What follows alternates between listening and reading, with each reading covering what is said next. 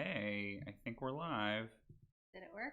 I think it did. There's probably going to be a little bit of a delay, so Okay. if you're just tuning in right now, just give it a second.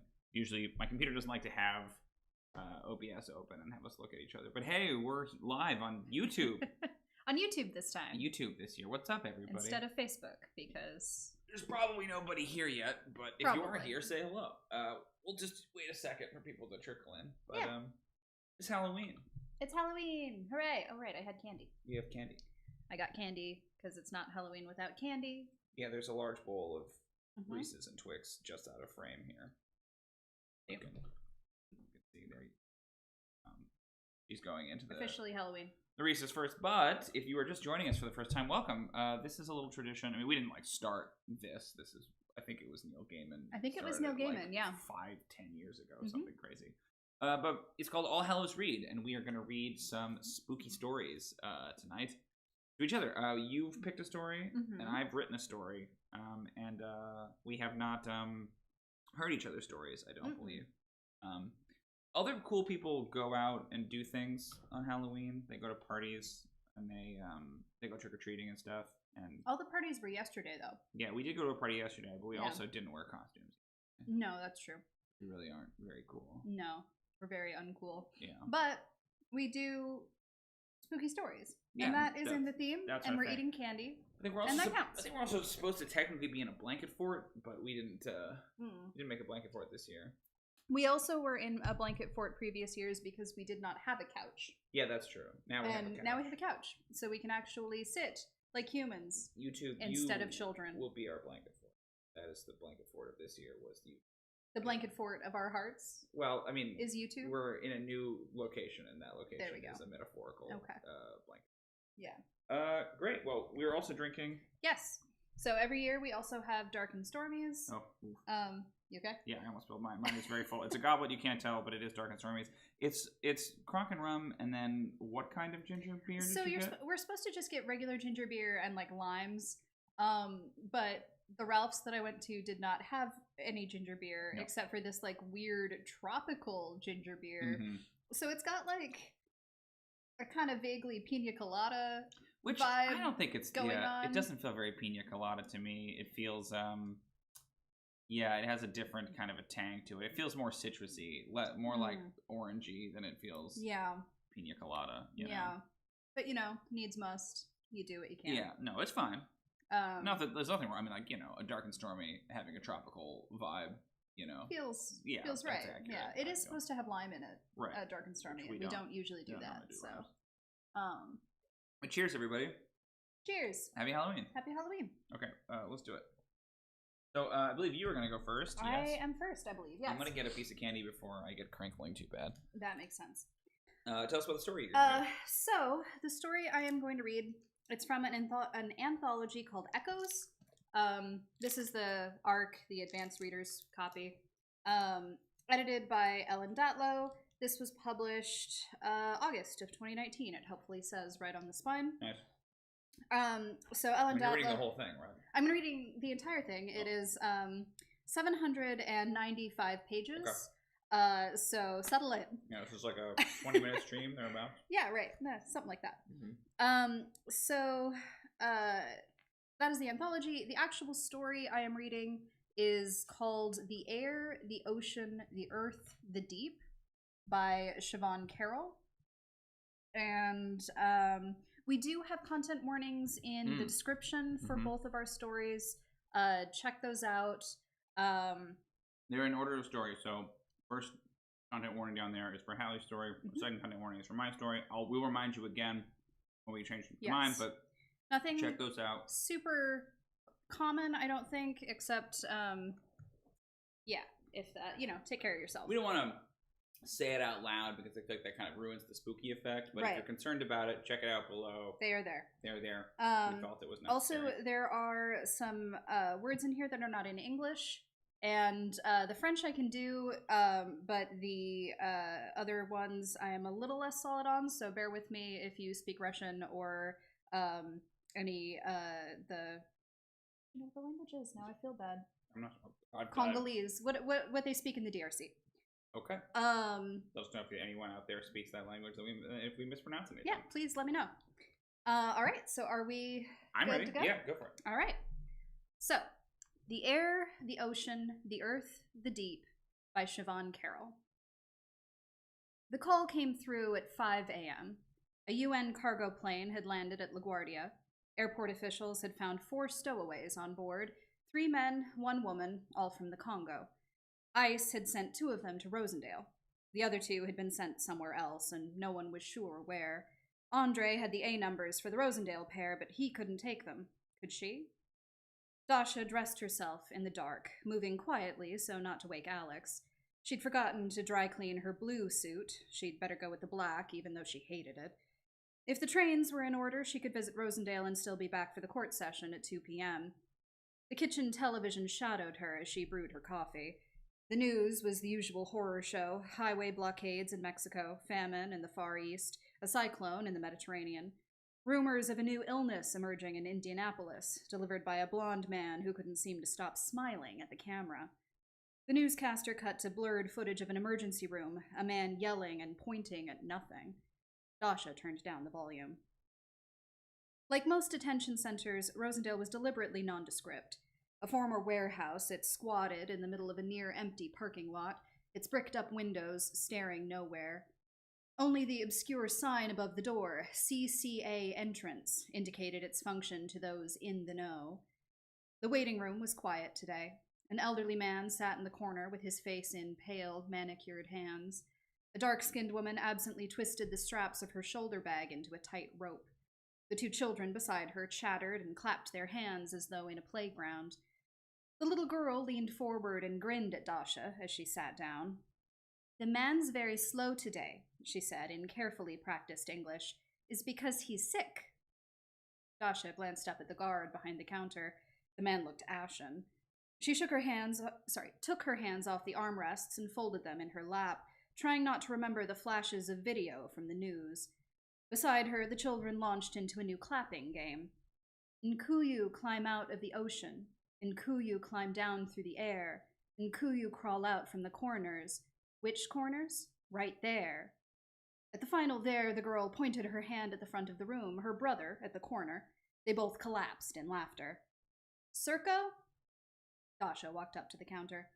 Up close, the guard looked worse, his damp skin a bruise of unpleasant colors. He coughed into his sleeve as he checked the ID Dasha held up to the window. She also held up the 2 A numbers, alien registration numbers, that substituted for her clients' names, but he barely gave those a glance. "Nasty cough," Dasha offered. They're gonna let you go home early?" "Everyone's goddamn sick," the guard rasped. He jerked his head at the door. "You're up." Dasha tried not to breathe during the pat-down, even though the guard conducting the screening didn't look sick. Was it her imagination, or did Rosendale's air have a strange feel to it? It strained through her lungs like syrup. This isn't helping, she told herself. Despite her weariness, she could feel the old anxiety rising in her, the fear that she wasn't good enough. That had been the worst part in the early days, the thought that people might die because of her, because of a mistake she made. She'd learned to tamp those thoughts down. They didn't help anyone.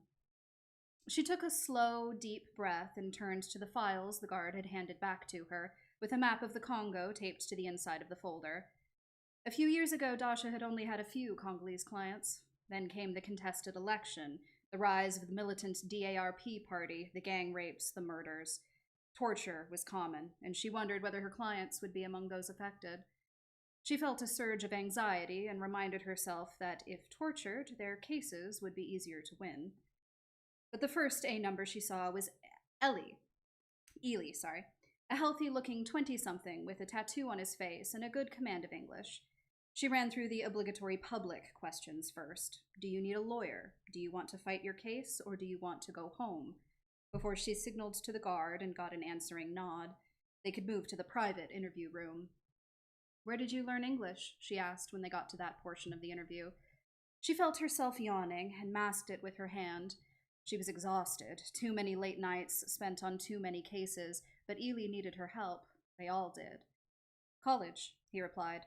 Like Dasha, he kept his hands on the table between them and did not turn toward the rattling cough from the next room. A composed young man. That might count against him. My father made money to send me to medical school in Bukavu. I was the first in my family to go. He added, I learned from tapes. His gaze steady, his tone proud. Dasha nodded, thinking. Good English was an asset at the interview stage, but a detriment in court, where judges might suspect fluent speakers of being economic migrants. She looked down at her legal pad and moved to the next item on the list. Why did you come here? Political persecution. Ely's answer was ready, practiced, a good sign. Such clients often came prepared and might have brought documents with them. I went into the Parti d'Opposition in my college, GATO. I was at demonstrations. So, in October, 2 men in uniforms went to my friend's house. They threw down my friend's table, put his son's hand under their boots. They asked him where I was. He lied and said I was at the market. Ely shook his head. My friend's cousin ran to the lieu de rendezvous. He said, they come and they will bathe you. He gestured helplessly to Dasha. You know this? Dasha nodded, keeping her face blank. Where South Africa had necklacing, the DARP regions had bathing, in which targets were drenched in boiling pitch or gasoline, then set on fire. I know this. She glanced at the developing case on her pad. Do you have documents that prove you were a member of the opposition? A membership card, a photo of you at a demonstration, letters you wrote to anyone that described the situation you were in at the time? Ely drew out a faded newspaper and slid it across the table. Here, he said, and tapped a column halfway down. Ely's name was there, listed as a, quote, supporter of the people, end quote, along with other members of the GATO. Ely leaned back and pointed to the first name in the list. This one, he said. He is dead now. Dasha glanced at her watch. Their 15 minutes were up. I think you have a good case, she told him, but that does not mean we will win. Please, he said to her as she stood to leave. Please, we must get out of here. There is an inkuyu in this place, a sickness. Kakengo has seen it. Kakengo? He was with me on the plane. He is also from the DRC. Tasha wrote Kakengo's name, with a question mark, next to her next A number. I'll see what I can do, she said. She caught herself yawning again on the way out the door. It was too early in the day to feel this tired, but the thick air of the center weighed her down. She slapped herself on the cheek, trying to sting herself awake, and rechecked her list of asylum seekers. From the moment Dasha saw Kakengo, she knew his case would be both easier and harder. The young man's first action was to stick out his tongue, surprisingly pale in his dark face, and show her the split down the middle. Dasha felt a pain in her hands, and she forced her fingers out of their reflexive curl. She folded them in front of her so that Kakengo could not see the bloody half-moons forming on her palms. Keeping her face relaxed, she made a mental note, physical evidence of mutilation. But there was always the possibility the prosecutor would claim he'd done it himself to build his case for asylum. In the humid interview room, she ran through the holy trinity of questions. Is this your first time in the U.S.? How did you get here? Why did you come here? Kakengo huddled in his seat, a thin man whose clothes sagged around him as though he were slowly melting into the ground. The first question he answered with a vigorous nod, but the other two proved more difficult. Kakengo struggled with the pen the guard had given him, scratching out simple words in French. Mal, DARP, tue. Are you claiming political persecution? She used the English phrase. His eyes widened and he nodded. Ely had evidently been coaching him. That could be helpful, providing Ely's coaching hadn't introduced errors into the story. She extracted a few more details and told Kakengo in French that he needed to gather what evidence he could. Kakengo's case could be tricky. His mutilation supported his story, but he needed documents, and like many asylum seekers, he had fled without them. He still had a sister in the DRC, he indicated. She told him they needed to contact his sister to see if she could gather documents for him. Kakengo's face looked blank at the thought, whether in hope or hopelessness, she wasn't sure. As Dasha got up to leave, Kakengo motioned behind him. Emphatically, he drew a stick figure on the piece of paper and then scribbled on it, a black scoring that obscured the figure and formed its own black cloud. He stabbed the pen into the page and looked meaningfully at her. I don't understand, she told him. Is this a cloud? Gas? She thought unaccountably of the thick air around her, the humidity damping her clothes.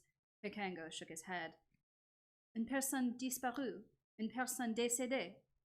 At the latter, Kakengo nodded and then strangely looked over his shoulder.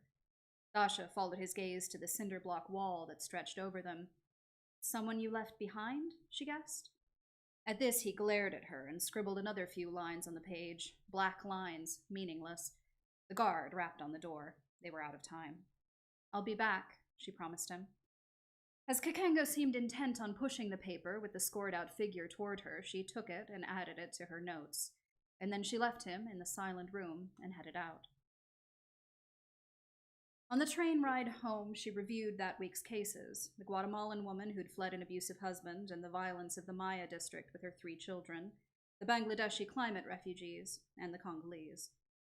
She wasn't sure what to make of Kakengo's scribble. A killing? Would it help the case or confuse it? Dasha closed her eyes for a moment and leaned against the thrumming window. And then, just then, she felt it. Someone breathing in her ear. She jerked around. Nothing. Just stained fabric of the train seat, and beyond that, 2 young men in tank tops arguing about a movie. You're tired, that's all, she told herself. It's been a long day. But when she turned back to her notes, Kakengo's drawing was sitting on top of her pad, where it should not be. Dasha knew she had put it away, hadn't she? She slipped it back, trying to ignore the slow creep of unease at the back of her neck that was not, could not, be someone breathing. She needed to get home. I love that it's like, this is my horror story. It's about the horrible bureaucracy of the United States immigration system. Yeah. That's the real monster. Is immigration. Yeah. Oh my gosh. At 4 a.m., Dasha jerked awake. The cell phone beside the table glowed green. A text message from Christine appeared on the screen as she picked it up. 3 asylum seekers in Clarkstown. Could she take them? Dasha pressed the phone to her forehead, willing the pressure to bring the real world into focus. Beside her, Alex groaned and rolled over on his side. A cough erupted from him, a short, sharp thing like the bark of a dog. Dasha jerked, and something in the corner of the bedroom moved.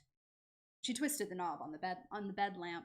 Yellow light flooded the room. Only familiar shapes met her eye. A souvenir kimono hanging from the back of the door, a wall of well-loved paperbacks, Alex's framed copy of the Back to the Future movie poster. Everything seemed fine. Everything seemed fine, but the devil was in the details. Dasha slipped out from under the sheet and lowered herself quietly onto the creaking hardwood.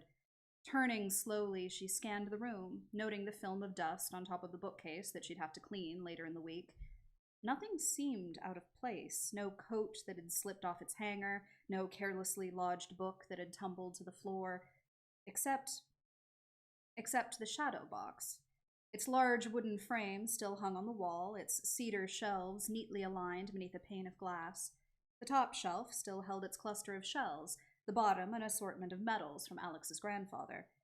But the middle shelf, which should have been stacked with a neat row of her grandmother's pisanki, stood empty. The colorful eggs lay jumbled beside the shiny abalone and faded conches.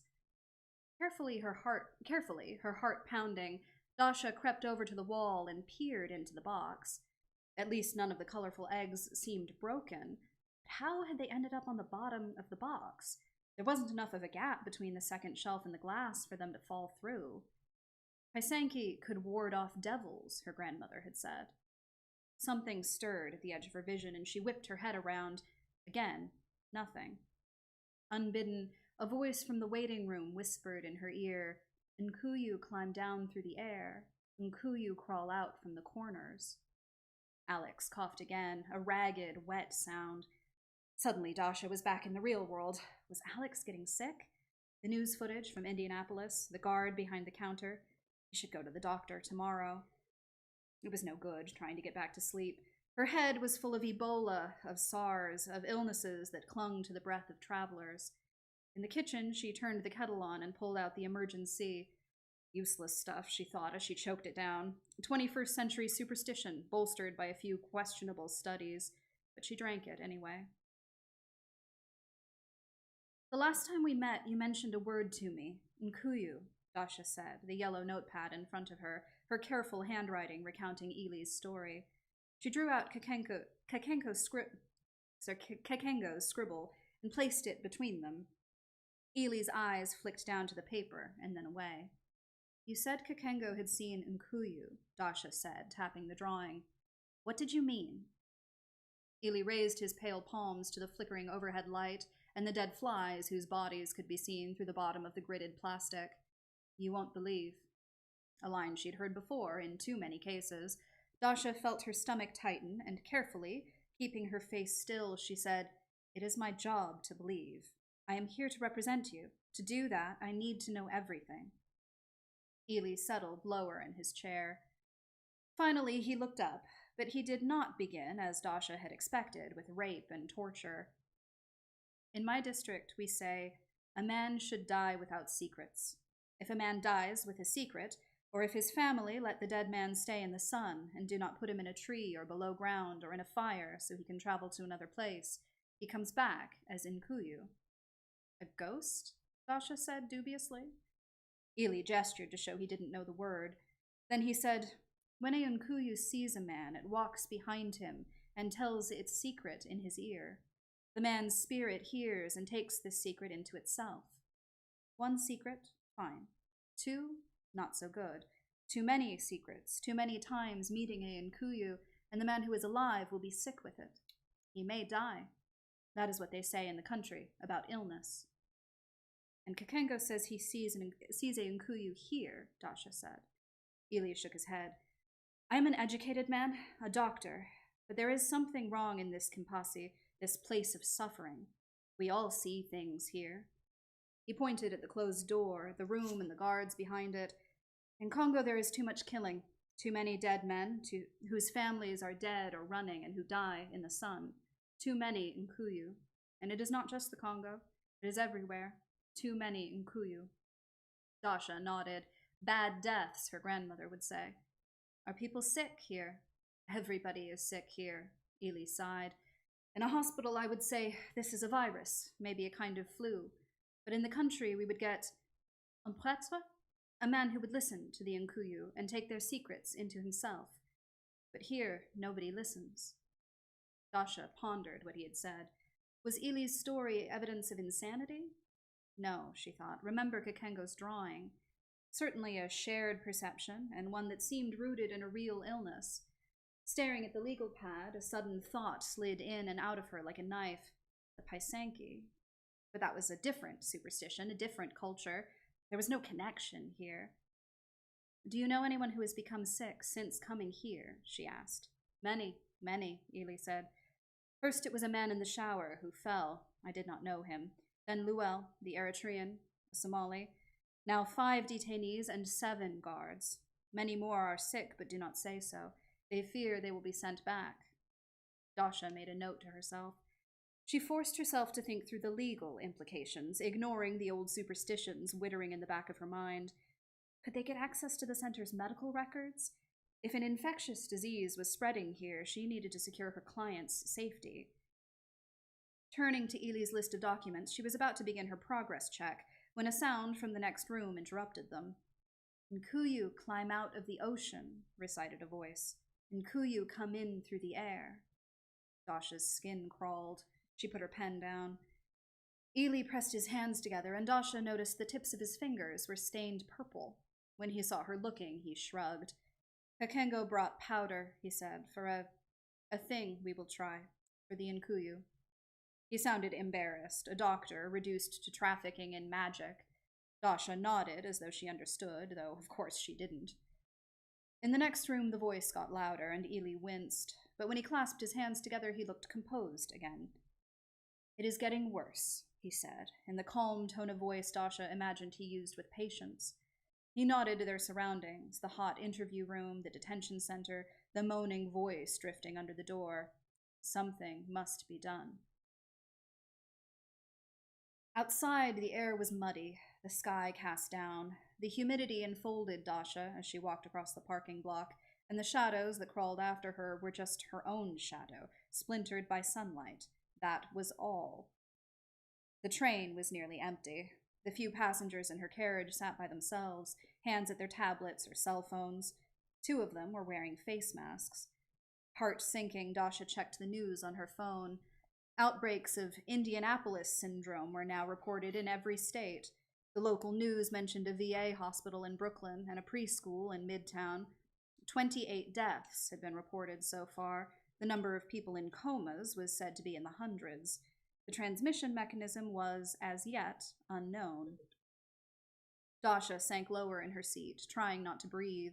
The train shuddered through the strange yellowness of the smog, bypassing the I-95 with its bristling jams and collisions and its other, less visible traffic. The workers who stood with cardboard signs on corners, the snakehead enslaved washing dishes in Chinese restaurants, the women brought over like her grandmother had been brought, to serve and to sleep in cold basements. And then there were the other invisibles, the asylum seekers in the county jails, the ones whose mental illness or bad luck had caught the attention of the law. Unseen people everywhere, people who needed help, and the air closing in, its hot breath on the back of her neck, its dampness pressed against the glass. The train roared through a tunnel, and in the glare of the exit light, Dasha saw 2 small handprints on the glass, as though a child was pressing against the glass, standing where no child could possibly be. She left that seat and stood in the crush of the aisle, and when she left the train, the haze was just as thick as it had been in the parking lot, the yellow light so thin she had to steady her hand on building walls to make sure she didn't step into traffic. Although she heard the scuffle and curse of people walking around her, she saw no one but the occasional slant of a long shadow in the smog. But there was no smell, she realized as she stumbled over uneven pavement, no chemical burn in her throat. Instead, the air seemed strangely clean and dry, and her mouth tasted of sand. Alex was waiting for her in the kitchen, and she knew things were bad when she saw the red-patterned guest plates out in front of him in neat stacks. Alex dealt with nerves by cleaning things.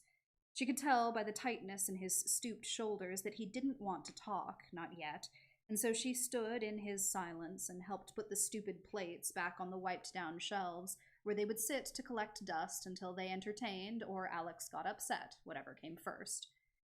The shadow box was sitting on the table, the eggs piled beside it in a small basket. "I found it on the floor," Alex rasped without turning his head. Dasha shook her head. "It was on the wall last night." She brushed the edge of the box with her fingers. Dry, unpainted cedar. Isanki ward off devils, her grandmother had said, and also, spirits can be seen in mirrors, and if you want a ghost to speak to you, offer it a crust of rye. "Did you go to the doctor?" Alex shrugged one shoulder. "She said there's nothing they can do. Some virus going around." "There's too much of this," Dasha said, thinking of the news, of Eli's story.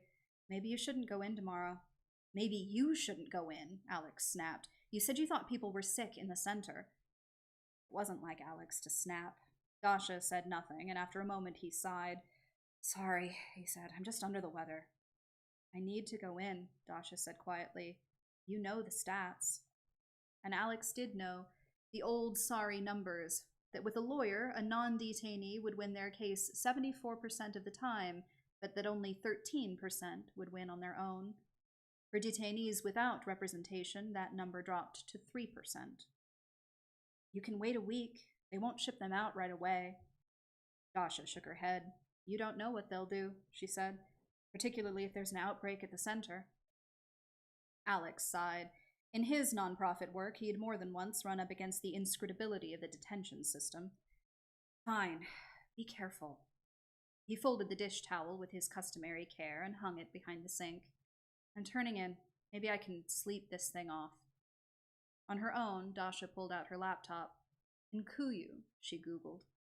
One website told her that the word Nkuyu meant lost soul, another that it referred to a spirit who put up and removed obstacles for travelers. It was a word that appeared in Central Africa and in the Caribbean and the Carolinas, and as of a few years ago had begun to iterate across immigrant Twitter. There it was occasionally translated as phantasma, Coco Man, but also as a misfortune. Dasha pinched the bridge of her nose, which had begun to throb with the onset of a headache. She'd hoped at least there'd be a coherent tradition around Nkuyu, but of course there wasn't. Stories changed as they traveled, as people did. A word was grafted onto new situations as people tried to articulate what was happening to them. Nkuyu climb out of the ocean. Nkuyu come in through the air. The lamp in the corner of the living room flickered. Dasha looked at it, and the light remained steady. But was it her imagination, or were there too many shadows on the wall? In her browser, she typed a new collection of words, Nkuyu and shaman, also priest and exorcism. She scrolled through the results. An old story of a shaman who bound a Nkuyu inside a stone by giving it a crocodile's heart to eat. A boy who walked into the land of the dead with a map drawn on his arm. A Ndoki, some kind of witch figure, who stood in a circle and persuaded the Nkuyu to place its story on her tongue. She wanted a ritual, something prescribed, but the fragments she found were short on details. A Nkuyu cannot be laid to rest, but only bound to an object, she read. And also, the Nkuyu, unlike other spirits, cannot be bound, but must be made to tell its tale. To perform the ritual, one had to carry a sprig of basil, or else a round stone, or else a stick with which to scratch out their tale. The ritual could only be performed by a man, or only be performed by a woman, or it could be performed by anyone who knew the 4 points: the air, the ocean, the earth, the deep. Something moved in the corner. Dasha turned to face the lamp, heart hammering, but there was nothing there. Leonardo gif. The air, the ocean. Oh. Like, that's it. That's the title. Title drop. Title drop. That night, she dreamed she was in a dark place. Sometimes the space about her felt like a cell, and sometimes felt like somewhere else, where leaves rustled overhead and starlight pricked her skin. Looking down at her burning arms, she could see the scratches and whorls on her left arm marking the path to the crossroads, the deep cuts on her right arm marking the footprints she'd leave on her way back. A cloud was moving toward her, gathering in the light. As it advanced, the stars overhead vanished one by one. Dasha's sinuses ached with the change in air pressure, which was odd, because who feels air pressure in dreams? There was a figure in the trees, standing with its back toward her. No, not standing, walking. It was walking backward toward her. It was walking quickly, without turning its head in the direction it was moving. The singing insects fell silent. In the fresh emptiness of the air, Dasha could hear the cracks of branches, the rustle of vegetation falling before the figure's advance. There was something terrible about its blind, backward strides, the way its rigid arms held tight to its body. Why did it not turn its head? How could it move so quickly, with such confidence, when it did not turn to look? Dasha realized that she herself was stepping backward now, her body no longer willing to wait in the path of the creature's relentless strides. She needed to move. She needed to turn her head. She needed... Dasha jerked awake. The looming dark was all around her. Dark like her grandmother's dark in those early years in the States. I used to lie awake, her babiusa had said, planning a way to escape. The hot air made it hard to breathe. Dasha rolled over and coughed, a ragged, harsh sound. Beside her, Alex moaned, and something in the bedroom rustled. Dasha flicked on the light, but of course there was nothing. She lay there for a time, studying the room. Isanki had fallen to the bottom shelf of the shadow box again. Of course they had. I used to lie awake, her babiusa had said, and think of what I could do to make things better. Dasha folded herself out of bed. She was not going to lie there and try pointlessly to get back to sleep. She needed to get ready for the morning, because Ely was right. Something must be done. In the morning, Alex was quiet, his breathing slow and ragged. Dasha rested a hand on his forehead, hot. I have to go in at 11, she said. Alex turned over. Call me, she said, if you feel worse. Outside, the air felt thick, like syrup. The haze was back, lending the few objects that loomed up at her a yellow cast, like she was viewing them through a filter, or like she was looking at the yellowed pages of an old children's book, illustrations of stop signs and post boxes devoid of context. Periodically, she touched her hand to the rough brick of the buildings she passed, making sure she was on track. The train was almost empty. A sallow-faced man in a blue uniform stared at her from the corner of a carriage. After a while, his gaze made her feel uncomfortable, so she moved to one of the empty carriages and sat in a line of blue chairs, facing forward. Nobody came to check her ticket. The air seemed thinner around the detention center. She remembered what Ely had said, that they would try to do something. If she went inside, would that help or hurt? Help, she decided, if only because that's what her legs didn't want to do. The old, shapeless anxiety had her in its grasp. She was about to do something wrong. She should leave the work for someone else to do. She took a slow, deep breath and focused on the task at hand. It was a small thing, really. She had to turn a metal door handle and walk inside. Nobody sat at the reception desk. In the screening area, a glassy-eyed woman with slicked-back hair waved her through. Dasha sat down to wait at the interview desk. The room was empty, the glare terrible. Somewhere far off, she thought she heard someone, or maybe an animal, scream, but the sound was muffled, as though they were screaming into a mattress. The cheap plastic wall clock ticked until it stopped, its second hand quivering just past the 5.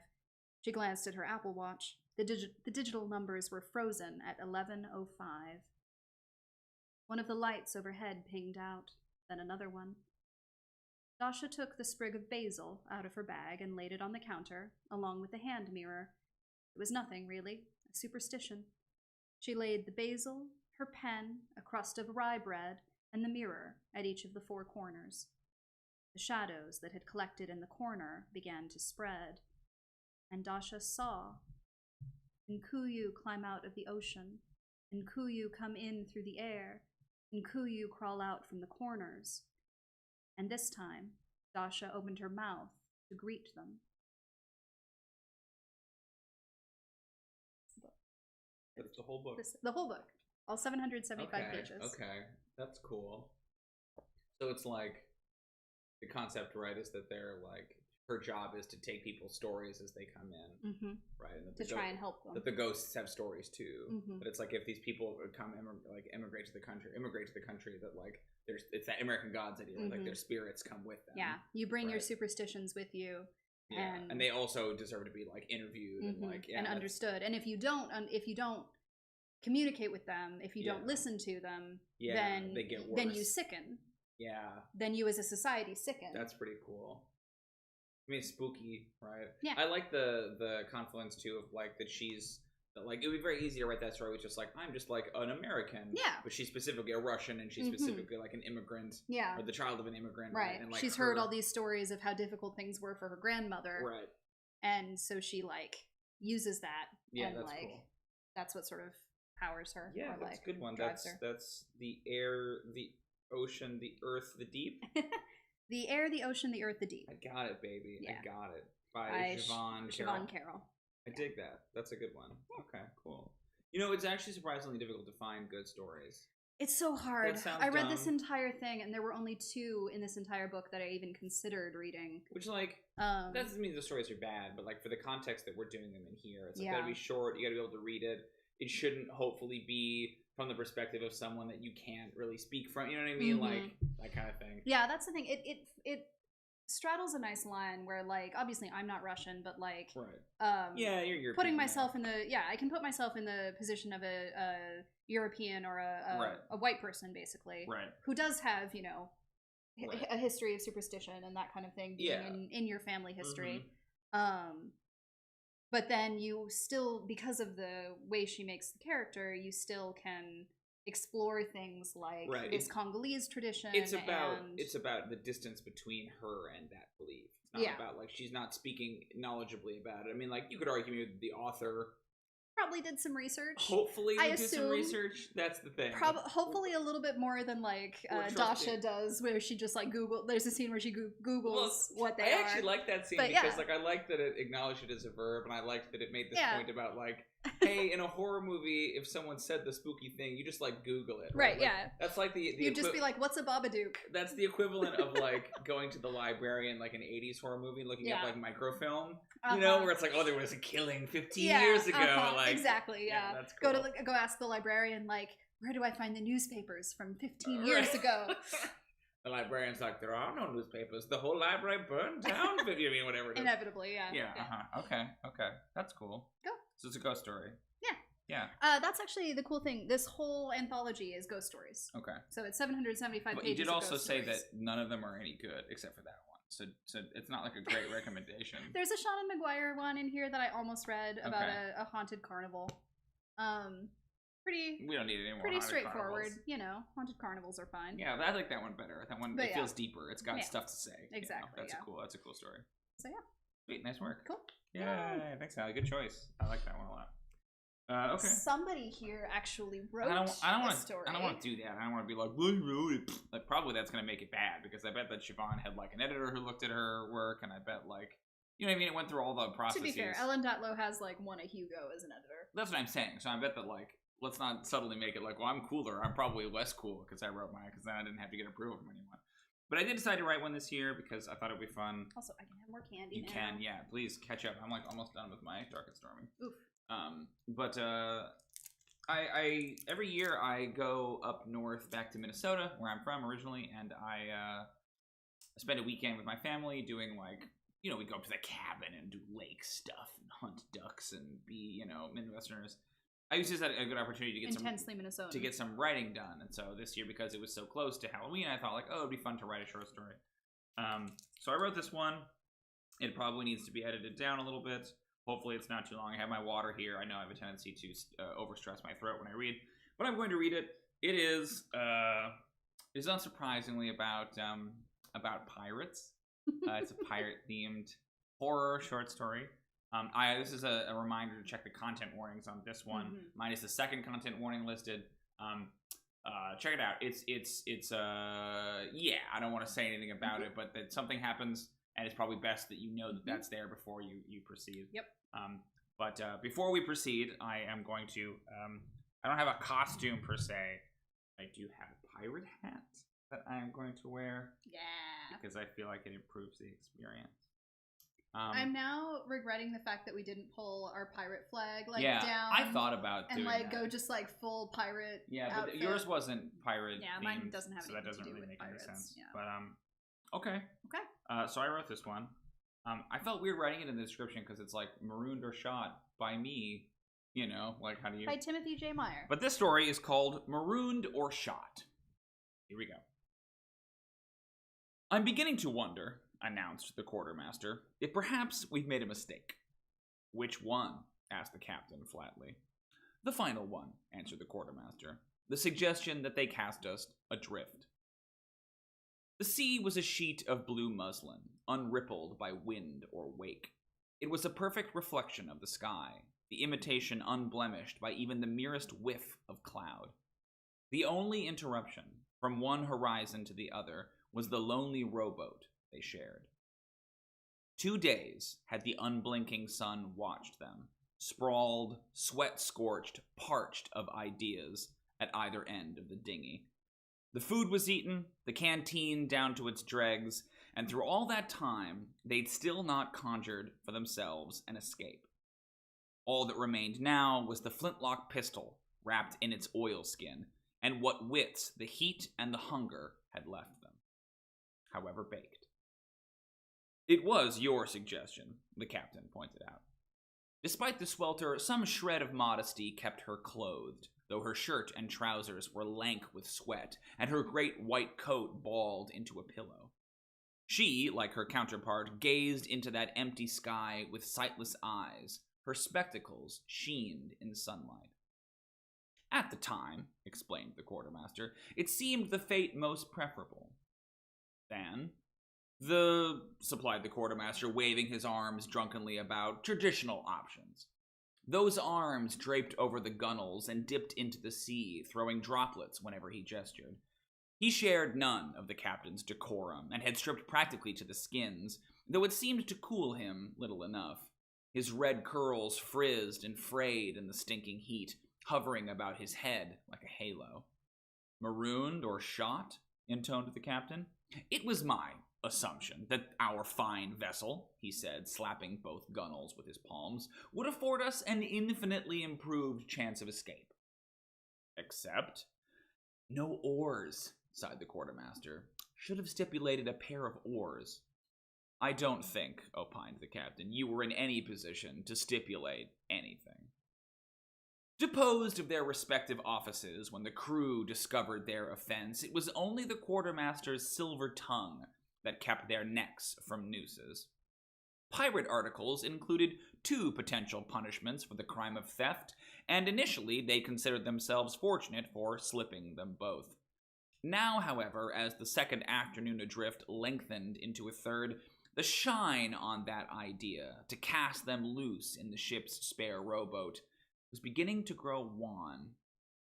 Becalmed in the windless Sargasso, the only salvation they discovered, salvation? Yeah, I'm not sure why it says that, but they discovered were floating clumps of pungent seaweed, inedible and too unstable to set foot upon. Which would you have chosen? Asked the quartermaster at length. Which doom of the two? The quartermaster peeled their head from the sternboard. Which would you choose? The captain raised her head to meet his gaze. You first. Marooned, he answered without hesitation. Are we not marooned now? Is this not a marooning? Hardly, scoffed the quartermaster. They'd maroon us on an island. Land, shade, water, perhaps even food. This, he added, gesturing at the sea, sky, and their sorry state, I thought would give us mobility, agency.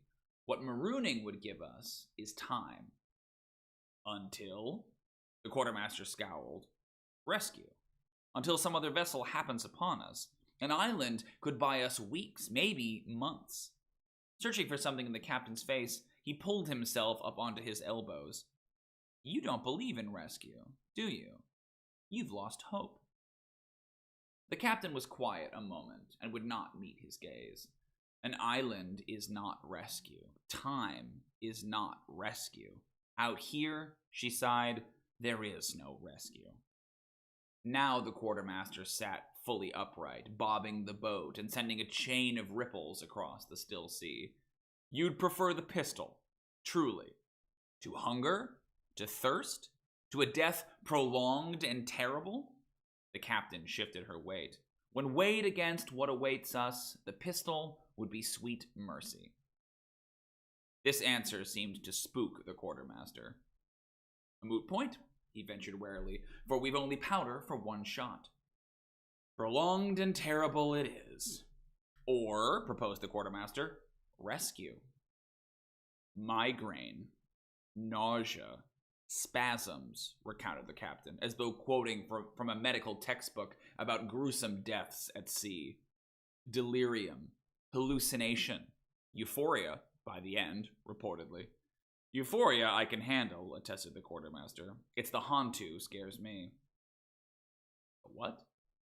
The Hantu. You ain't heard the stories?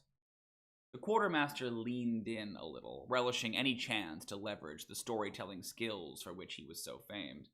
Spirit of becalmed waters.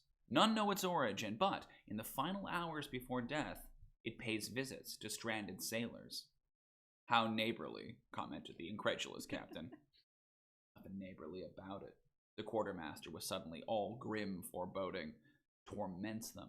Drives them mad. You remember that castaway we picked up off that derelict 5 months back? It was him first told me about the Hantu. That man was a lunatic. Not before he met the Hantu. And what, asked the captain, with an indulgent sigh, does a Hantu look like? How shall I know when I've met one? He didn't say, recalled the quartermaster, save only that it hated water. A restless spirit, bound to the sea, and yet repelled by it. Perfectly irrational, argued the captain, all of it. This spirit of yours is nothing but the figment of a dying mind. Either way, the quartermaster retorted, we aren't about to find out. He sat up straighter, filled with new purpose, because I intend for us to be rescued. A waste of energy. Mine to waste, is it not? Flush with determination, the quartermaster began to scheme, to mentally run through their assets, their options, and the associated chance of survival attached to each.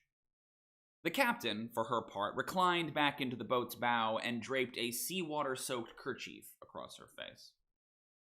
Morning became noon, and the sun only grew more confident, punishing the two castaways with a righteous indignation. Heat seemed to shimmer off the surface of the sea like steam rising from a cookpot. What sweat clung to their skin sizzled into a crusty saline sheen that crinkled when they moved. The heat and hunger was quickly sapping the strength from the quartermaster. He too was beginning to slump in his seat, his posture slowly matching that of his lolling captain, when he saw something far to starboard. First, he scowled, then he squinted, then he sat up straight, then he rose to his feet. Wobbling on his weakened knees, he rocked the dinghy nearly to the point of capsize, but seemed hardly to notice. The captain grunted her wordless complaint, but the quartermaster's attention was fastened to the starboard horizon. "An oar," he croaked, the first word he'd spoken in hours. He pointed so hard it rocked the boat like a cradle. "An oar?" "Seaweed," groaned the captain beneath her cloth. "You'd think I don't know what seaweed looks like by now?" "Driftwood, then." He couldn't take his eyes off what he saw to starboard. "That's an oar. What did I tell you? Rescue." "An oar is not rescue." The quartermaster did not respond to this, but instead began to undress. What few clothes 2 days becalmed hadn't peeled from him like rotten fruit rind. The captain lifted her cloth to peer at him. "You're going in? You're too weak." "The noose I am," he shot back. "Don't go anywhere."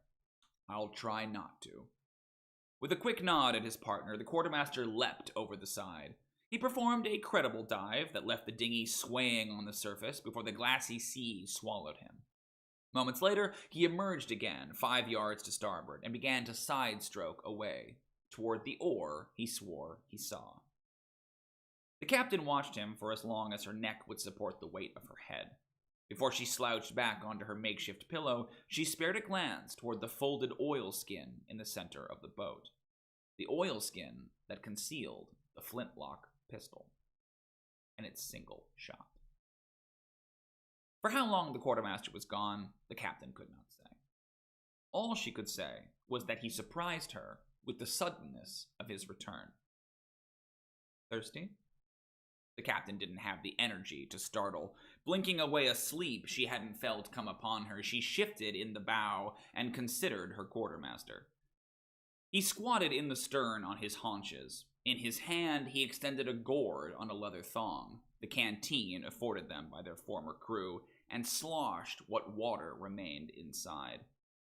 The quartermaster was dry as a desert, cracked and crusty with evaporated sweat. He sloshed the gourd again. Her stiff muscles complaining, the captain craned up to take it. "How long was I out?" "Not long." The captain took a quick swallow of the lukewarm water, careful to leave something behind. "No oar?" "No oar?" she asked with a cough, handing back the gourd. The quartermaster took it with a quizzical expression. "Oar?" "The oar," repeated the captain. "The seaweed or driftwood you were so certain was an oar and the instrument of our rescue." The captain's scowl deepened. "That you leapt overboard to go fetch?" He was shaking his head as he carefully corked the gourd. "I don't know what you're talking about," he said with a sad shrug, like the child of a senile parent. "There was no oar." "But," spluttered the captain, "you—" With an effort, she pulled herself upright and threw a glance over the starboard side. The sea was sheer and mirrored as a sword blade that came to its edge at the horizon. Nothing, save the lifeless hunks of floating seaweed, disturbed that immaculate seascape of flat blue. If anything had stirred that water, it was hours stilled by now. No, insisted the captain. "I'm really dozed off." She sneered at her partner with a shake of her head. "If you found nothing out there, you needn't mock me about it." The quartermaster made no answer for a long moment. He shook the gourd to confirm its contents and stowed it. "Faster than I feared." "What is?" demanded the impatient captain. "Make sense, will you?" "You don't see what's happening?" The quartermaster folded his hands and considered the captain with a disturbingly frank expression. "It was you who described it to me."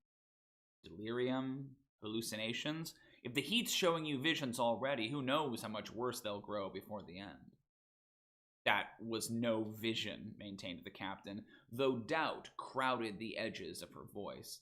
"I saw you go into the—" With the motion of his bare foot, the quartermaster revealed the flintlock pistol beneath its flap of oilskin. It sat on the bench between them, sinking all conversation like a dropped anchor. I want you to shoot yourself. Rescue, stammered the captain, is a fantasy, answered the quartermaster. Not before our brains boil and our bodies wither. Is that the life rescue would grant us? Maddened and malnourished? That's, began the captain, perplexed to hear her very reasoning in the quartermaster's voice. Yes. Then why prolong what cannot be denied? Wondered the quartermaster with a fatalistic shrug, when there is a way much quicker. There is, ventured the captain, one shot. And it's for you, explained the quartermaster. No, he added, before the captain could object. I'll hear nothing else. All this suffering was of my making, was it not? When the captain, suddenly uncertain, made no move, he snatched the weapon up and examined it. Unless you'd rather I shoot you. I can do it, the captain heard herself say, and then she was holding it, alarmed by how light it seemed, this deliverer from agony. Look away, she recommended, thumbing back the hammer and planting its barrel beneath her chin. The quartermaster did not look away. No courage came to the captain until she closed her eyes, clenched her jaw, and held her breath. Do it, intoned the quartermaster. She pulled the trigger, and the pistol clicked. The captain opened her eyes. The boat, the quartermaster, and their predicament were right where she left them. The quartermaster's posture and expression were unchanged, save a hint of reproach that played at the edges of his eyes. Who'd have guessed, the quartermaster said with new intensity, that you'd be so selfish? He nodded toward the gun pressed to her chin. I unloaded it while you slept. The captain peeled the weapon away from her chin to consider it in a new light. Not that you noticed, so eager were you to escape this gruesome fate. A fate you've no qualms about selecting for me, and me alone. Selecting? The captain spat. You told me to do it. And you didn't bat an eye, returned the quartermaster. The thought of my protracted suffering didn't once enter your brain. After everything we've been through, I suppose I thought better of you. That's hardly fair. Neither is hoarding the only clean death for yourself. From nowhere, the quartermaster produced a single pistol ball, pinched incriminatingly between thumb and forefinger. I'll hold on to this. If rescue is indeed a fantasy, it's empty bellies and scattered wits for us both, mate. He spun on his seat, showing the captain his naked back, and said no more. Flush with shame and outrage, the captain considered the useless pistol, the trap laid by her quartermaster, and the implications of both. However underhanded his trick might be, there was no denying his truth now. As long as he held the bullet, it was the bleak chance of rescue against the ugly certainty of starvation. The silence that fell upon that unmoving world was absolute. On the unrippled sea, with no wind or bird or word to stir the air, all sound was forgotten in that moment, the world gone deaf. Then a splash to starboard shattered that silence and stillness both. The captain looked up and saw the quartermaster side-stroking toward the boat, an oar trailing along behind. Her eyes darted from the water to the stern. There was no one there. She was alone in the boat, and her fellow castaway was moments from reaching the side. "Give us a hand, yeah?" gasped the quartermaster, as slick and jolly as a seal. One hand he wrapped around the starboard gunwale, while the other thrust the oar toward her. In trembling fingers, the captain took it, seawater running down her sleeve, and laid it across the strakes. It was more driftwood than oar, orphaned from its lock, green with mildew, ceaselessly sea-chewed. Nonetheless, it was an oar, and felt real enough in the hands, as though they alone were immune from hallucination or visitation. "Dunno how in the noose," the quartermaster explained, sliming up from the sea to tumble into the boat. "It came to be here, but here it is." "Good work," congratulated the captain, unable to take her eyes from this new, or original, quartermaster. He took a moment to get his bearings, to sweep strands of soggy hair from his face, then considered the captain and the face she was making. "Are you well?" Yes, the captain stammered suddenly, but would say no more. The quartermaster let this go. "Well, hand it over then." In an embarrassed fluster, the captain passed the oar backward. He seized it with relish, and only when poised to row did he pause to ask, "Which way?" The captain chose a direction as good as any other on that featureless expanse, and putting the oar to the water, they began to move. For the first 100 strokes, the mere novelty of motion alone breathed fresh vigor into the quartermaster. Though the scenery changed not at all, and the work of one oar to move a dinghy that size quite tiresome, there was almost a breeze that refreshed them as they skimmed across the sea. The quartermaster was not to be deterred. "Matter of time," he told the captain. "You watch that horizon, because landfall is only a matter of time." Yet, as 100 strokes became 200 strokes, became 300 strokes, the veneer began to crack. Weak from days becalmed, and their last meal a distant memory, the quartermaster's strength was flagging. Each stroke came that much harder. Each stroke pushed the boat a little less. Each stroke brought a fresh pang of hunger. For all his labor, they seemed to make no progress, the journey identical to the point of origin. The quartermaster was about to beg off, to demand a shift change, when he heard something. Something cried overhead, the unmistakable shriek of a seagull. A shadow licked the boat and its passengers. The gull, a single white scratch against the sky's impenetrable blue, winged above them, seemingly intrigued by their little floating tragedy. "The pistol!" hoarsed the quartermaster. "Give me the pistol!" "The pistol?" asked the captain in an oddly querulous tone. Her back was turned, her eyes forward. "You want to eat, don't you?" His eyes watched the bird spin lazy circles overhead. "Quick, before it's out of range!" "You threw the pistol overboard." The captain spun as she said this, staring at the quartermaster with an expression as strange as her tone. The quartermaster froze. "I did what? When?" "Threw it overboard," explained the captain, with a nod toward the port gunwale. "Earlier. So certain of rescue were you?" She cocked her head. "Do you not remember?" "I," answered the quartermaster with a sting of uncertainty, "do not." The gull, tired of their drama, gave one last contemptuous squawk and winged away. "It's as I feared," sighed the captain. "Did I not say this would happen? Delirium?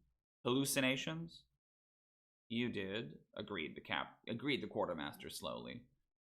"Faster than I'd feared," admitted the captain with a shake of her head. "When was the last time you drank something?" The quartermaster shrugged. "Not sure. Before I went to fetch this." The captain stopped to collect the gourd from where it was stashed. She sloshed it once as she extended it. A few swallows left, for certain. In cautious fingers, the quartermaster took the gourd, uncorked it, and considered its contents, as though suddenly concerned about poison. "Go on," said the captain with an encouraging nod. "Might stave off the visions a while longer." The quartermaster didn't drink until he'd searched the captain's face for something he did not find. The water was rank and lukewarm, and he could only stomach one gulp, leaving a final one in the gourd. This he extended to the captain. She held up a palm, shook her head. "I had some. Earlier." The gourd hovered between them until the scowling quartermaster placed it back at his feet. "Shall we proceed?" proposed the captain, and spun back around to face the bow. The quartermaster didn't take his eyes from the captain's back as he began to row, weariness replaced by wariness. If she noticed the quartermaster's slow suspicion, the captain's posture made no outward sign. Instead, she seemed to lean over the prow, squinting at something he could not see. "Is that," she said, almost unwillingly, "an island?" The oar clattered to the boat. On hands and knees, the quartermaster scampered to the bow and peered over the captain's shoulder, shading his eyes from the sun. Where the blue sky met the blue sea, there was something. a dark line, as though an artist had inked along the horizon. At such distance, and with no spyglass, it was impossible to identify, save that it was the first true interruption in all that enveloping blue. You see? The quartermaster exclaimed, slapping the captain hard on the shoulder. It was the gull, wasn't it? No sign of a seabird for days, and the moment we spot one, look what else we spot. Could be, allowed the captain with a surrendering shrug. Could be. Don't take your eyes off it, commanded the quartermaster as he hustled astern. Oar in hand, he stood, for better leverage, yes, but also to keep his heading true. Ocean 8 oar blade, and the dinghy lurched to life. Renewed strength flooded the quartermaster's muscles. He hadn't anticipated success so soon, nor should he, for that shadow on the horizon was little more than a shadow, but his mind nonetheless swam with the possibility of survival. What shall you pick first? Asked the captain, her back still turned. From the island. From the many orchards we'll find there, heavy with fresh fruit. When she turned to throw a wry smile at her quartermaster, the sun caught her spectacles in a golden sheen. Plums? Mangosteen? Snake fruit? Hush with that talk, growled the quartermaster, the mere mention of food curdling his stomach with hunger. Eyes forward.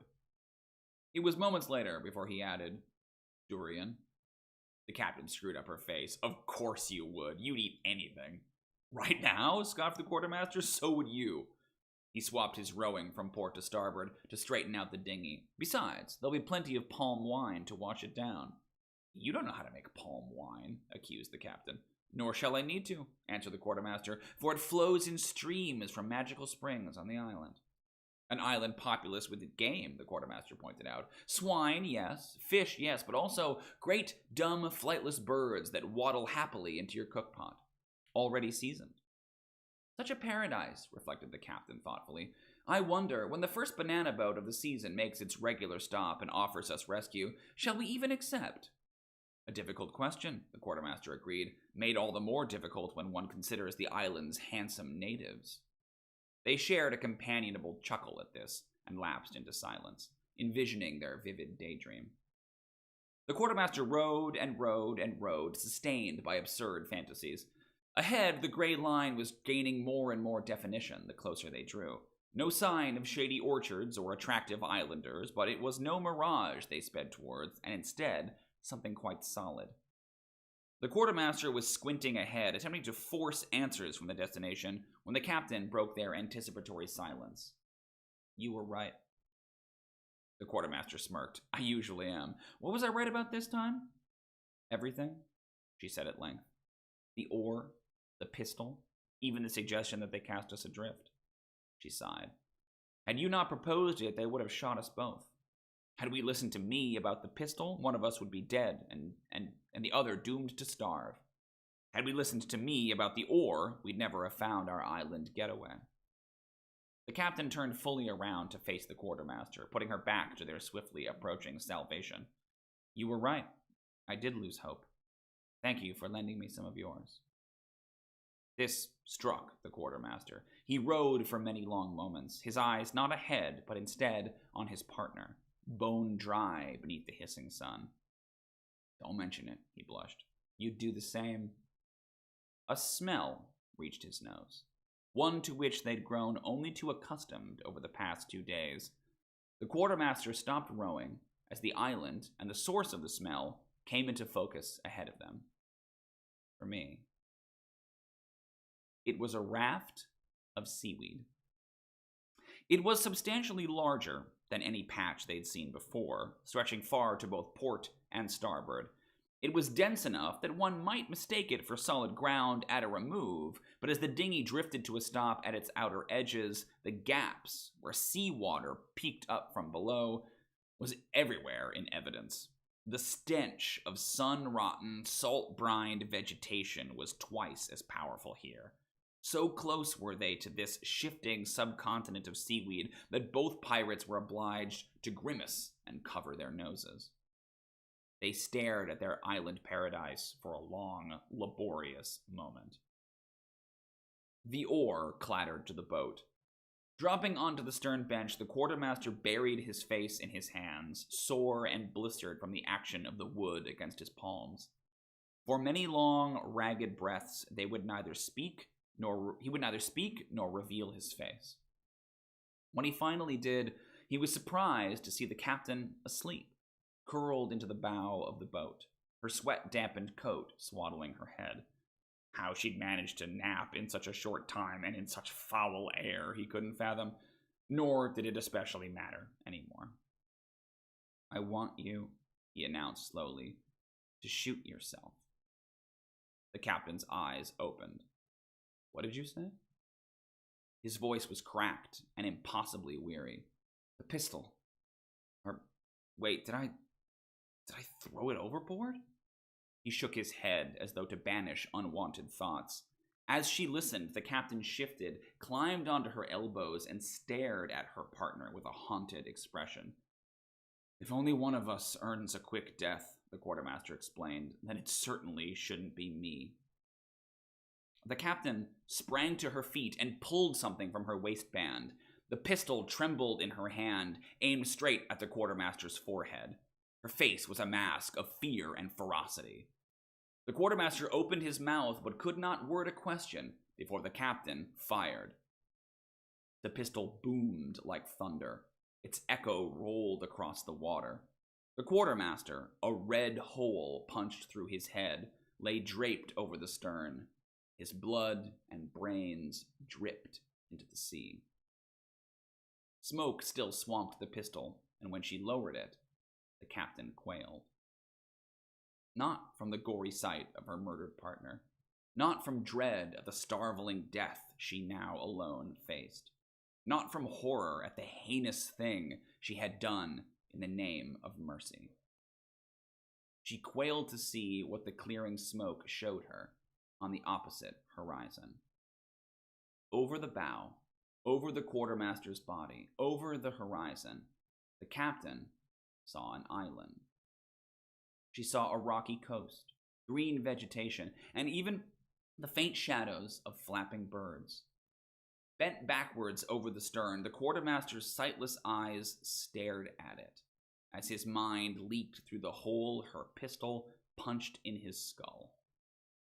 The captain stared until she gathered the courage to stoop, collect the oar, and begin to row. Jeez. And that's the story.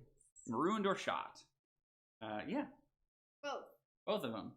But not what they wanted. Opposite of what they wanted. Yeah. Shit. Sorry, that's dark. It's pretty dark. It's very dark. Yours is a lot more like, I'm going to talk to these ghosts. Maybe they're not so bad. Yeah, I mean, it's like spooky, but yeah. Yours is like very bleak. Very bleak. It's a bleak one. It was just kind of about like, I liked I think the original conceit of the story was like, if you have, it's kind of that scene in the first Pirates movie, right? Where it's like, and you can be a gentleman and shoot the lady and starve to death yourself. The idea of like two pirates marooned with a single pistol. Yeah. How do you solve that problem? And I think originally I was going to call it the problem of the pistol. And it was just going to be like them discussing the ethics of like who gets this bullet, right? Yeah. Do you get to die or do I get to die? But like that just didn't go anywhere, and like I wanted something kind of supernatural. Yeah. Right? So the idea of like the Hantu and the hallucinations and I stuff. thought that was cool. Yeah. Is it meant to be actually a ghost? Do you think, or is it meant to be a hallucination? It's up to what you decide. I think it's up to what you decide. Yeah. I don't think I have I like the idea better that it's the ghost because that's more fun. And like I had fun doing a little like I don't have to talk about like the story, but like I had fun doing a little like callback stuff, right? Like that both hallucinations use similar language, right? So like the first time that there's the hallucination, it's the like they both offer the other person water, right? And they both use the phrase faster than I'd feared, and like stuff like that. Like they both hallucinations or both visions or whatever, like use the same language. And so the question is it if it was really a hallucination, would they be that similar? Without them talking about it. Yeah. There's the detail too that they like that it doesn't like water. It doesn't like water. Yeah. Which was just just making up. The word hantu is like a kind of generic term in like a lot of Indonesian and Malaysian mythology for just like a spirit. And there's a particular kind of water spirit called like a hantu air or air. But I liked it being a little vaguer than that because I didn't want to actually like borrow something and say I'm getting this wrong. But like it's a ghost, and that like it's a story that the pirates tell each other how true is it? Yeah, you yeah. know, like, because again, like that feels like a cool sort of mythological thing that like it's a spirit of dehydration and a spirit of like becalmed waters, being becalmed. Right? Yeah.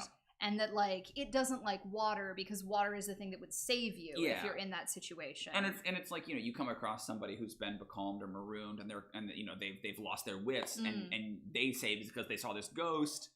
But it's like, do you? How do you know? Right? Like even baked into the mythology is that exact question. Is it real? So I didn't want the story to just like answer like, woo, like, you know, there's a couple of moments like that, right, where you don't know, but yeah.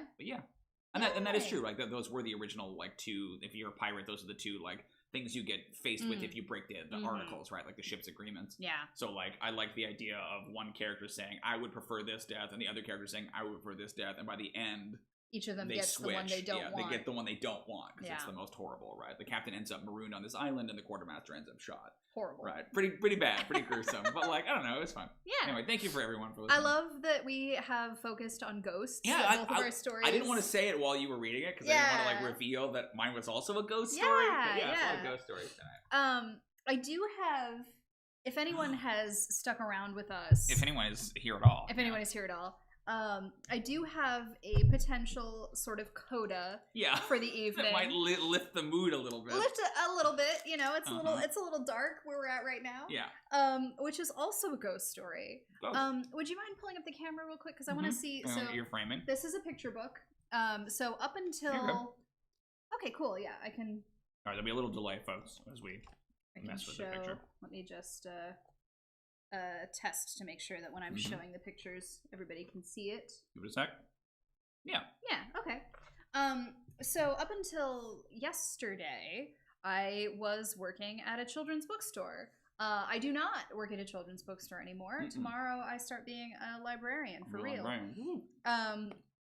But in honor of my time at Children's Book Worlds, I got this picture book. I have opinions about picture books now. I've heard them. Many opinions. So this is a Halloween picture book entitled How to Make Friends with a Ghost by Rebecca Green, and it is very cute, and it has a ghost in it. And I want to, if that's all right, I want to Let's end the night on a lighter note. On a very light note. My favorite part about this book is that it has really adorable end papers. They're super cute, and I want them as a like gift wrapping paper or something. I don't think it bodes great for the story that your favorite part of the story is the end paper. Yeah, but because that also implies that the thing you like most is getting to the end of the book. But it's like as soon as it's done, then I'm the happiest. Also, there's a really cute ghost on the cover underneath the dust jacket. That's true. I enjoy the little details. Yeah, no, that's fine. That I people feel like put into picture books now. Hopefully, the story, the story is great. Can stand up to how great the end papers are. Yes, the end papers are great. All right, so this is How to Make Friends with a Ghost, written and illustrated by Rebecca Green. You have to show me the pictures too. Yes. I mean, I can see it, but. So, if you've ever been frightened by a ghost, the thought of becoming friends with one might seem awfully scary. But I assure you, ghosts are sweet creatures who need friends too, and who better to befriend them than you.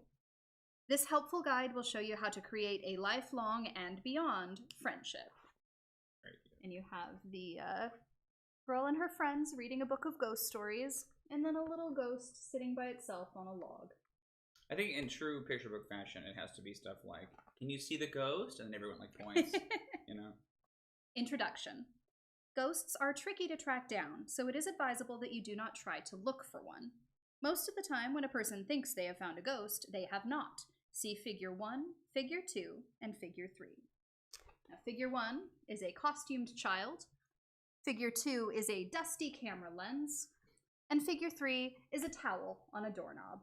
All pretty reasonable ghost facsimiles. Not ghosts. Yeah. Not ghosts. However, Dr. Fantonius Spookle, leading ghost expert and poet, writes, a ghost is nearly impossible to find. You can look till your face turns blue.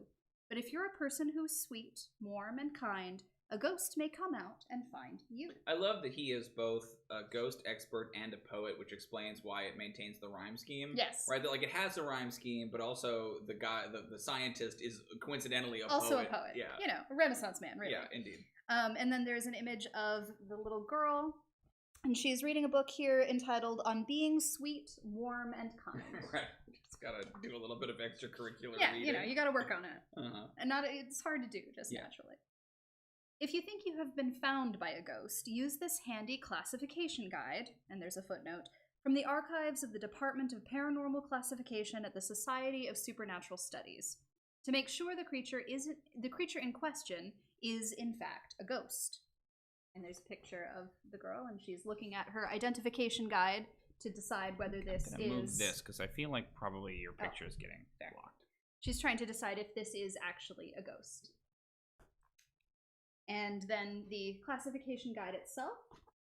There is small mouth, but eats a lot. Shifts in size, but is usually 2 feet tall. Great eyesight, can see in the dark. A healthy ghost has rosy cheeks. Arms, but no fingers. The body, transparent and will glow slightly.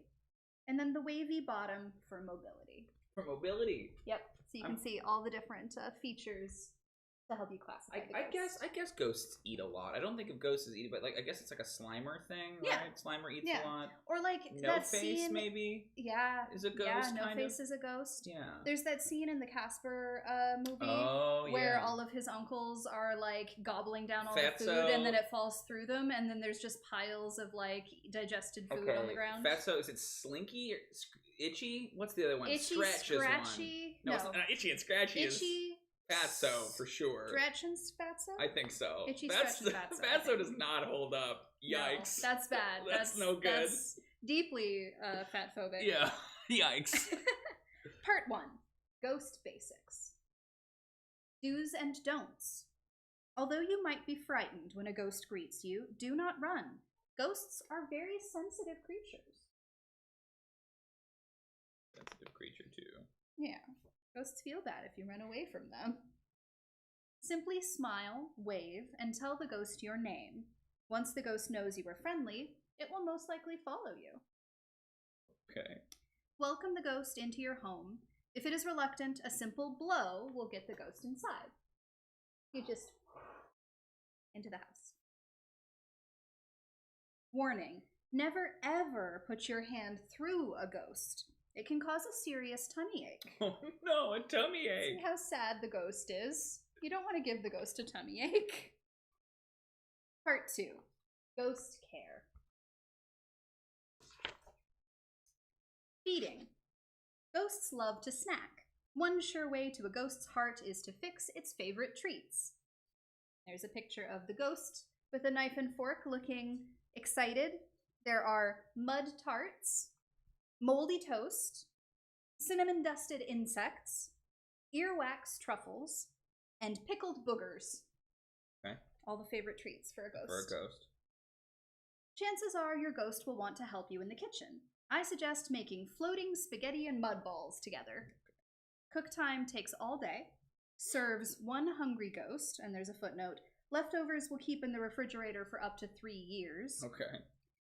You take 1 cup dried witch hair, 2 cups creek water, 3/4 cup mud, any variety, 3/4 cup tomato sauce, and 2 teaspoons spider egg parmesan.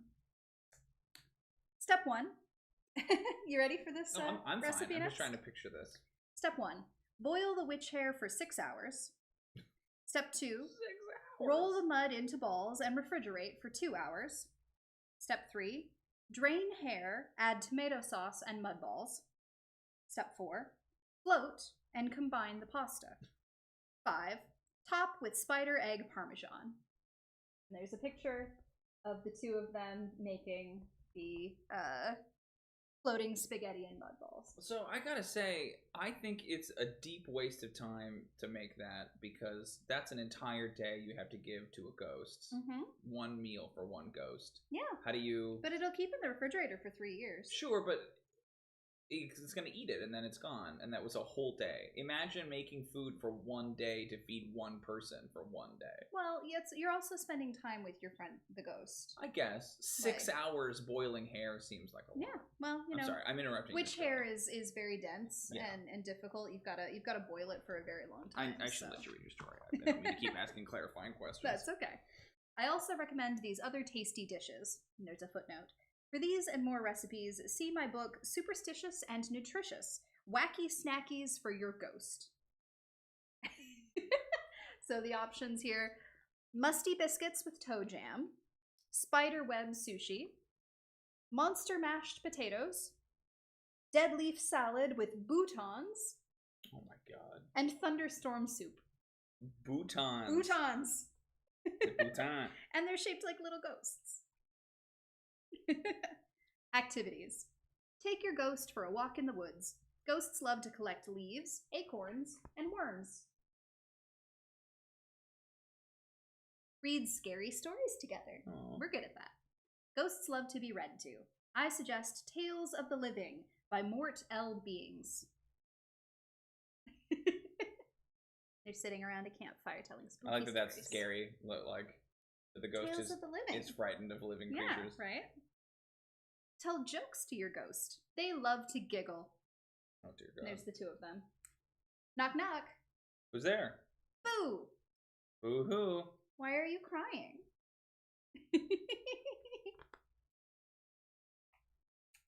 Take your ghost trick-or-treating on Halloween. Everyone will think it's a ghost costume. There's a picture of them getting candy for if I see a child floating, I'm pretty fucked up at that point. I mean, they got all kinds of technology anymore. I don't think they floating do child anymore. technology. No. Yeah. Floating baby technology. Throw a dance party. Ghosts like to groove to creepy music. I recommend Spooky Jams by the Spiders. The Z. The Spiders.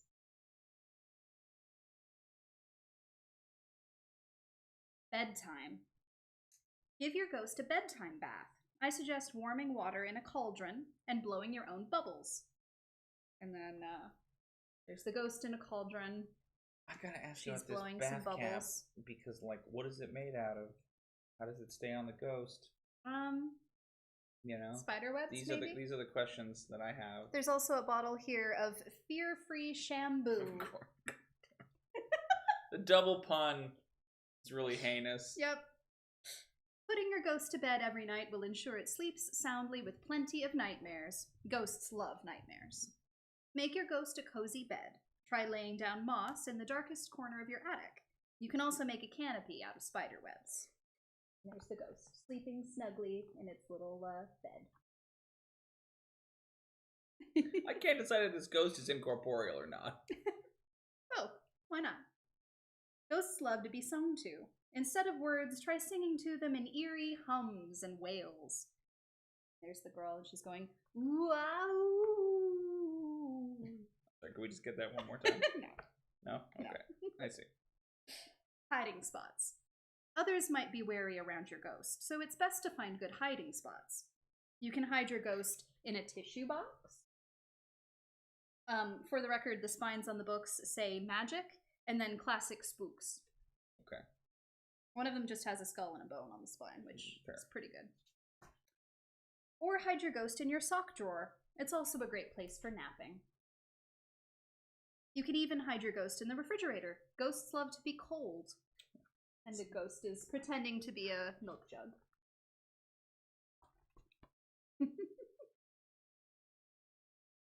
Hazards. Do not let your ghost be used as a tissue. Booger removal is never easy. There's a footnote. For cleaning tips, see my book From Gross to Boast. Grooming tips for your ghost. It feels like we're at odds, like the advice is at odds with itself if it's like, let your ghost hide in the Kleenex box, but don't let your ghost get used as a Kleenex. Yeah, you gotta be careful. Well, maybe hide somewhere else then. That seems like an inherently dangerous hiding place. That's true. If that's a ghost hazard. That's true. Do not let your ghost help with the laundry. And you can see that he got ran through the washing machine, so he's all wet, and then he got run through the dryer, and so he's just kind of a cloud. Is this incorporeal or not? I don't understand. Both at once. Do not let your ghost get eaten. Others can mistake ghosts for food items, such as eggs, whipped cream, sour cream, and marshmallows. You can see that first he's being mistaken for some whipped cream on top of a pie, then he's being mistaken as a fried egg, and then he's being put into a s'more, and then he's being put on a taco as some sour cream. It's very difficult. The poor ghost. Yeah. Part 3. Growing Together.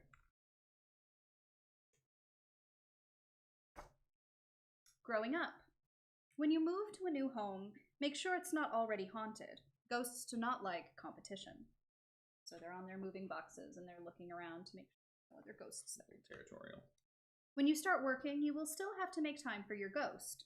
I suggest a take your ghost to work day. Yeah, why not? And, Bellis is the name tag, the name of the girl. Okay. Her ghost is helping her put some flowers together. I think she works at a flower shop. When you start a family, your ghost will love many versions of you too. Note, ghosts love to play peekaboo. Yeah. And she's got her little baby, and the ghost is playing peekaboo.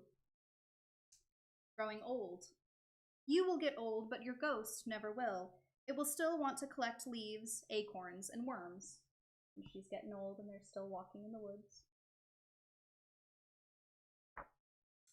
If your eyes can no longer see, your ghost will be there to read to you. Reading to her on her bed. The storybook says, "Scares!" exclamation point. Scares. Scares. And even if you can't remember jokes, your ghost can. It will be there to make you laugh. I love that they're leaning into this, like, immortality angle, right? That, like, the ghost will still be around. Yeah. The best part about making friends with a ghost is that you'll have the sweetest friend forever. According to Dr. Fantonius Spookel, if you've been lucky enough to be found by a ghost that calls you its friend, then your friendship will last, for it knows no bounds. You'll be friends even after the end. See, the ghost and the girl are together as ghosts after she has died. And that's the book. That's very cute. Yay! Yay! I do think there is something frightening about that, though. That is like, hey, if you make friends with the ghost one time, then you're stuck with this ghost forever, like unto death. You cannot even escape. And beyond. You and that ghost are. That's it. There. I hope you don't get annoyed with each other. Over time. Yeah.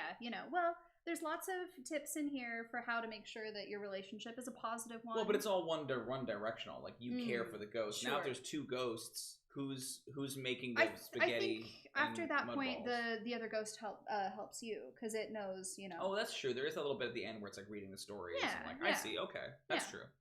It's a little uneven, I feel, but it's a great story. Yeah. So anyway, how to make friends with a ghost. Yay! Thank you, Rebecca Green. Incredible. There were no content warnings for this. Yeah, it turns out. I was thinking of like, what kind of content warnings should we put? Like, spoiled food, bugs. Bugs, yeah, that's true. Terrible puns. Yeah, that's true. Puns is a good one. Shadowrunner says non-Newtonian ghost matter, which I think is accurate. Yes, that is exactly what the ghost is made of. It's just like some vague ectoplasmic materials. Ectoplasmic materia. Materia, indeed. I think that about wraps it up. That's all I've got. For us here. Yeah, I only have the one story this year. We used to read more, but I kind of feel like 2 hours. I guess an hour and a half. It's not too bad. That feels like a good amount of time. I think so. To read stories. We had 3 stories. Both of our actual stories ended up being longer, I think, than they usually are. That's true. That was the other problem I had, is that a lot of the stories I was finding were like 30, 40 pages. Right. And it's just too long, guys. Yeah. Come on. Well, I mean, they're not expecting you to be reading it to an audience. Like last year I read Second, which was that Chime Me Avil story that I really like, but I had to cut about half of it out, and it was still about 40 minutes. Like, you know what I mean? I think I read a Poe, and Poe is about a good length. Yeah, it was depending on the story. Last year. Yeah, that's right. But yeah. Cool. So that's us. Well, thanks for coming, everybody. This has been All Hallows Read. Obviously, Happy this Halloween. is our first time doing it kind of in a more public stream, and we'll see if we feel like doing it next year. It's really just going to kind of depend on where we're at. We really appreciate you coming and hanging out and watching us. I would normally give you this spiel like, you can subscribe to our but like, that's not what we're doing here tonight. So, happy Halloween. Make sure that you stay safe. Wear your mask if you're going out. If you're still going out at this hour, it's like 9:30. Yeah. For, it's 7:30 for us, but who knows what time it is where you are. But trick or treat, eat your candy. Yeah. And if anyone is dressed as anything that's not a monster, I disapprove of your costume. Yes. I have weird rules about Halloween costumes. Yeah. Even though I don't wear one, I get to stand in judgment of other. Right. Halloween Yeah. You got to be spooky. Yeah. Or what's the point? Yeah, that's what we're here to do. We're here to spook. Yeah. So go read a spooky story, and thanks for watching, everybody. We'll talk to you soon. I gotta get OBS open. Happy Halloween. Thanks, guys. Happy Halloween.